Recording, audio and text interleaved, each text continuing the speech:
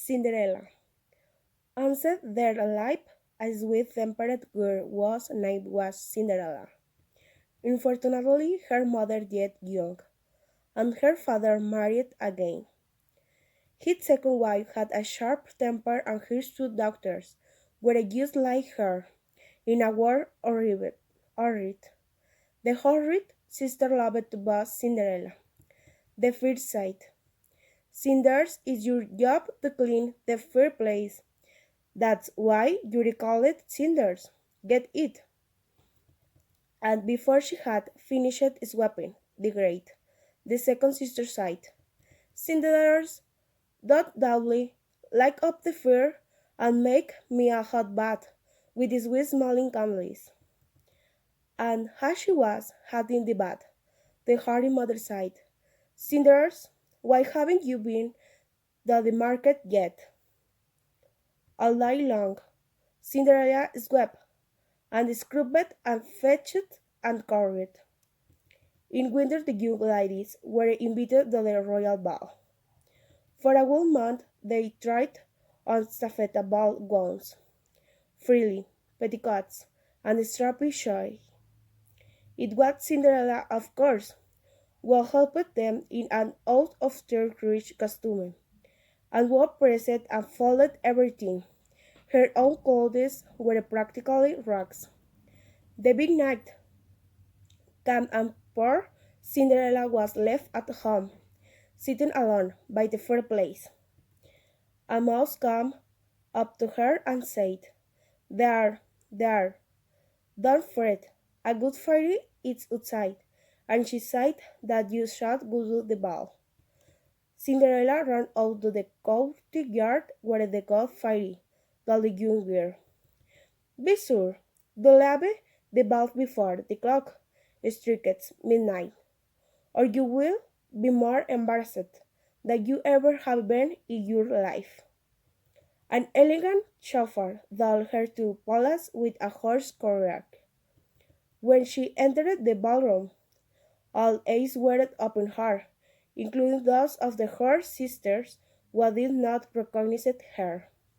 Cinderella was pretty dark ever, wearing a beautiful light blue dress and crystal shoes that the fairy had given to her. The prince asked the new arrival to dance, not once, but again and again. Before the evening was out, he had fallen in love with the mysterious young beauty. He was about to ask for a kiss when the clock began to strike 12. Oh, you must excuse me, exclaimed Cinderella, and she ran for the door. As she dashed down the steps, one of her dancing slippers fell from her foot and she had to hop to the couch. In the morning, the prince found the shell that Cinderella left behind and ordered the palace workers to find out what it was. When the prince's servants came to the house where Cinderella lived, her horrid sisters were eager to try on the slipper. It fit me perfectly, said the first, but they could not show her roll inside. You can call me, your royal highness, because my foot fits better, said the second, but it was clear that her foot was even less able to slip into the slipper. The royal servant looked up and saw Cinderella sitting by the fireplace that she had been cleaning.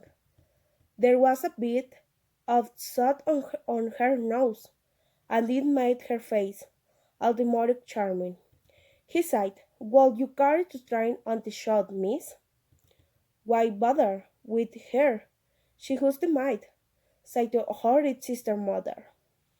I would like to try, thank you, said Cinderella. Her foot is slipping perfectly. Well, we'll have to it, our quest is complete, declared the royal servant. What? Exclaimed the mother. You've got to be riding. You idiot!